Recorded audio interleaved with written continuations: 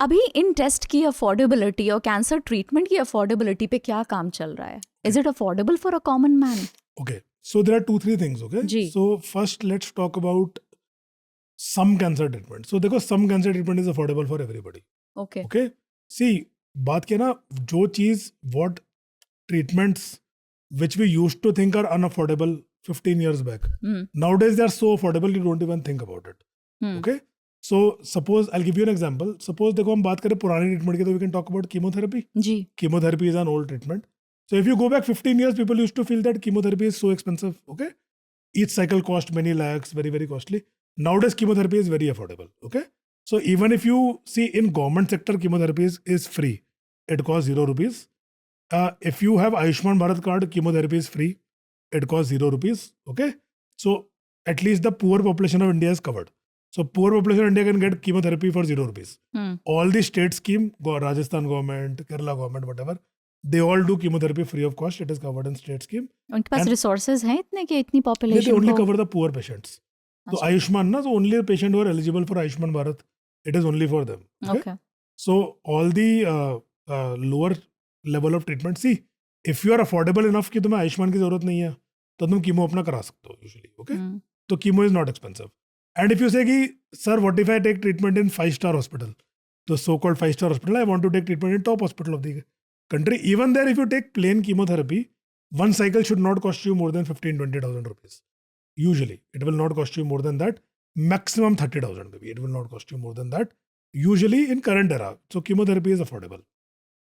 So problem is new technology. So I talked about CAR T-cell therapy, immunotherapies, targeted therapies. So a lot of these technologies are expensive. The problem is this. So many of these technologies are transformative, meaning they will change the survival of the patient in a transformative way. So for example, if I have a patient with lung cancer, if I treat him with chemotherapy, his average survival is 10 months.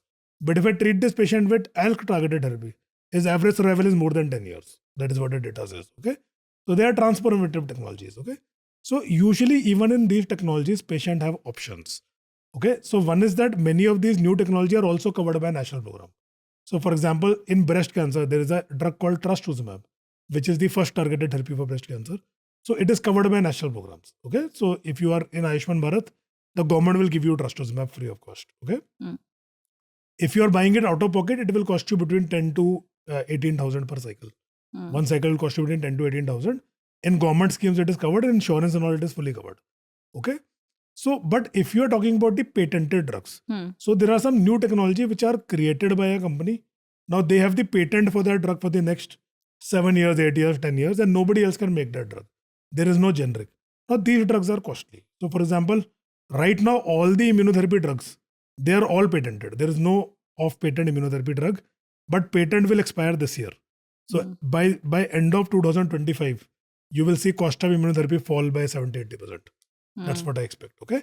So, but right now, immunotherapy, typical immunotherapy, if you take, so the cycle is more than 1 lakh. One cycle of immunotherapy currently is more than, which is not affordable to majority of our population. Yes. So even there, see, I will tell you research and ingenuity. So even there is a lot you can do for patients. So there is something called low dose immunotherapy. Okay. So this is the beauty of science. When there are thousands of people working throughout the world to do better for their patients, then science finds a way. So what happened is there was a set of oncologists like us who were working in Korea, Russia, Europe, and they said, yeah, our patients are not able to afford, these drugs are too expensive. So what they saw is that when you give the immunotherapy drug in the body, what they saw is that the drug is supposed to go and cover the cancer cell, okay, so that it cannot block the immune system. Okay. Yes. So what they saw is, I remember you told. So what they saw is that when you give 1/10 of the dose of immunotherapy, it is enough to cover the full cell. The other 90% is just extra. It is just getting wasted. It is going out of the body through the liver or going out of the body. Only 10% of the drug is actually being used to cover the immune cell. Oh. And they created a concept called low dose immunotherapy. So the normal immunotherapy drug, so I will give you an example. We have an immunotherapy drug without taking any names, which cost around 2.5 lakhs per cycle. Okay. So when you use this drug as low dose immunotherapy, the cost is only 20,000 rupees per cycle, and that drug is about to become generic very soon. So very soon it might be available for 5 to 8,000 rupees per cycle between you and me. So I have treated at least 1,000 patients with low dose immunotherapy. So we always try to help our patients in this direction.